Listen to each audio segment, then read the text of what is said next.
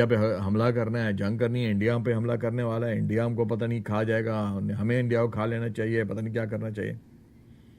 پچھلے 7 سالوں میں جتنے دوست میرے بنے وہ زیادہ تر تو ہندو اور سکھ ہیں۔ مجھے نہیں سمجھا، میں خیر جان بوجھ کے یہ بات کو ان سے ڈسکس بھی نہیں کرتا ہوں، نہ ہی کبھی کسی نے مجھ سے ڈسکس کی ہے۔ ہم ایک ساتھ بیٹھتے ہیں، ایک ساتھ کھاتے ہیں، نہ تو مجھے یہ لگا کہ یار ان کے کھانے میں کوئی فرق ہے، نہ مجھے ان کی باتوں میں کہیں کوئی زہریلی خوشبو نظر آئی۔ بڑے پیارے دوست ہیں، اور میں دیکھتا ہوں کہ میرے ہی نہیں، یہاں تو ہر کوئی یہاں کوئی پوچھتا بھی نہیں ہے کہ آپ مسلمان ہیں کہ سکھ ہیں۔ بہت سارے لوگوں کو شاید یہ پتہ بھی نہیں ہوگا کہ میں مسلمان ہوں۔ سر مجھے بہت سارے لوگوں کا بڑے دنوں بعد پتہ چلتا ہے کہ یار یہ ہندو ہیں کہ کون ہیں، جیسے مطلب چلو سکھ ہیں، وہ بھی اب تو یہاں سکھ بھی کافی کچھ تھوڑے سے ہو گئے، حالانکہ زیادہ تر لوگ سکھ اپنی ہیریٹیج کو ساتھ رکھتے ہیں، وہ اپنی کرپان اور اپنا وہ لباس اور اپنے اس سے وہ پہچانے جاتے ہیں۔ اور میرے بڑے پیارے دوست ہیں، اور سردار جی ہوتے ہیں نا، میری تو جن جان ہے، بڑے پیارے لوگ ہوتے ہیں، بہت لونگ لوگ ہوتے ہیں، اور اتنے ہی لونگ میں نے ہندوؤں کو پایا ہے۔ میں تو حیران ہوں، میں honestly I am very vocal. اتنے اچھے لوگ، اتنے پیارے لوگ، اور 63 سال تک ہمیں دھوکے میں رکھا گیا کہ جناب یہ دشمن ہے۔ کوئی دشمن نہیں ہے۔ آج اگر گورنمنٹس جو ہیں یہ ڈیوائڈ اینڈ رول کی پالیسی ختم کریں، اور وہ جو امن کی آشا کی بات کرتے ہیں، اگر واقعی میں امن کریں تو میں نہیں سمجھتا کہ ہم ساتھ نہیں رہ سکتے، ہم تو ساتھ بھی رہ سکتے ہیں شاید۔ جو میرا یہاں آنے کے بعد 7 سال کا تجربہ ہے، میں تو سمجھتا ہوں کہ ہندو، مسلمان، سکھ، عیسائی سب ساتھ رہ سکتے ہیں۔ دیر از نو ڈفرینس۔ انسان میں کیا فرق ہوتا ہے؟ مجھے بخار ہے، میں کیا ہو کے لیٹ جاؤں گا؟ سردار جی کو بخار آ جائے، سردار جی کھڑے ہو جائیں گے۔ میرے ہندو بھائی کو بخار چڑھے، وہ کھڑے ہو جائیں گے۔ کسی کے گھر میں تکلیف ہوتی ہے تو ایک جیسی تکلیف ہوتی ہے، ہم انسان ہیں۔ یہاں میرے 98% لوگ کرسچن میرے دوست ہیں، لڑکے ہیں، لڑکیاں ہیں۔ We never discuss about the religion. کوئی مذہب بیچ میں آتا ہی نہیں ہے۔ بھئی آپ اپنے چرچ جاتے ہیں، اپنے چرچ جاتے ہیں جیسے میں اپنی مسجد جاتا ہوں، لوگ گردوارے جاتے ہیں۔ میں یہاں آ کے مجھے یہ موقع ملا ہے کہ میں بے شمار گردواروں میں گیا ہوں، اور بعض دفعہ تو لوگ مجھے، کیونکہ پنجابی میں صحیح بولتا ہوں تو وہ مجھے شاید یہ سمجھتا ہوں کہ میں سردار جی ہوں، لیکن بہت سارے لوگوں کو یہ پتہ ہوتا ہے کہ میں مسلمان ہوں۔ اسٹل کوئی مجھے نہیں کہتا کہ تو ہمارے گردوارے میں کیا کر رہے ہو۔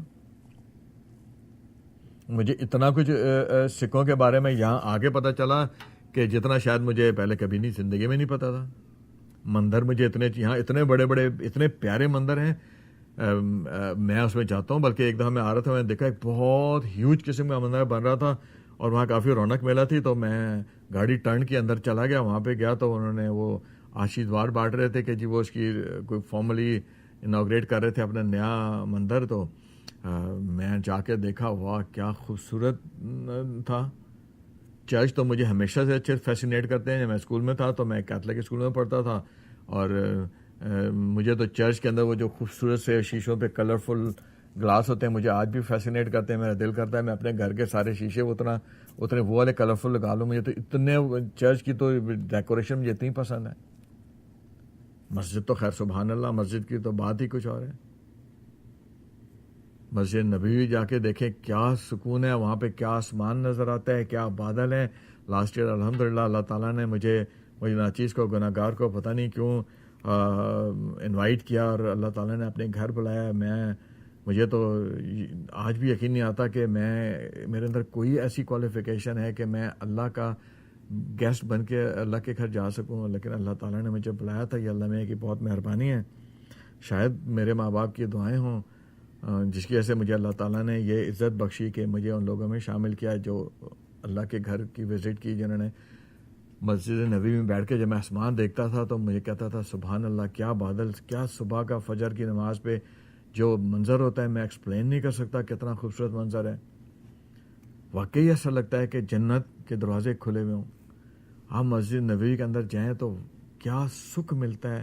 شام کو عشاء کے بعد آپ کھڑے ہو کے اس سبز مندر گنبد کو دیکھیں، سبحان اللہ، آپ دیکھتے ہی رہیں گے۔ آپ یقین کریں بعض وقت میں کھڑا ہو کے اتنا گم ہو جاتا تھا، مجھے سمجھ نہیں آ رہی ہوتی تھی، میں رو پڑتا تھا۔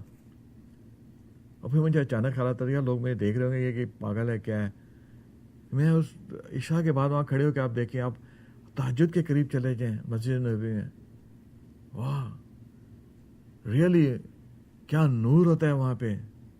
جب ہم مدینہ شریف جا رہے تھے تو جہاز جب مدینہ لینڈ کرنے والا تھا تو تھوڑی دیر پہلے پائلٹ نے اناؤنس کیا کہ السلام علیکم حاضرین, dear passengers, if you look on your left you will see حرم شریف. میں نے کھڑکی سے ادھر دیکھا, خدا کی قسم میں وہ سین نہیں بتا سکتا آپ کو کتنا پیارا سین تھا, جسے کہتے ہیں نا میں پورا ہل گیا تھا. جہاز میں سے مسجد نبوی نظر آئی, لٹرلی مجھے ایسا لگا کہ میں نے کوئی جنت کی چیز دیکھی ہے.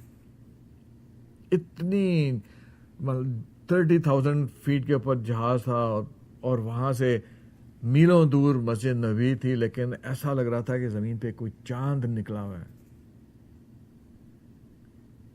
اور جب ہم خانہ کعبہ گئے, ایک تو مکہ جو ہے وہ شہر بائی اٹ سیلف, ہم صبح کے ٹائم وہاں پہنچ رہے تھے, تو جب ہم مکے کی گلیوں سے وہ بس گزر رہی تھی تو وہ جو اس کے نظارے تھے وہ میں بھول نہیں سکتا. سحر انگیز منظر تھا اس شہر کا. پھر جب ہم نے خانہ کعبہ کو پہلی دفعہ دیکھا تو سب رو گئے تھے, ہر کوئی بندہ رو رہا تھا.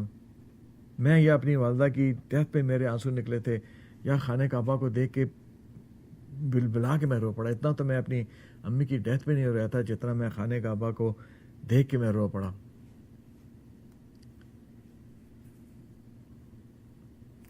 تو اللہ تعالیٰ کی یہ ساری گھر ہیں, سارے گھر ہیں.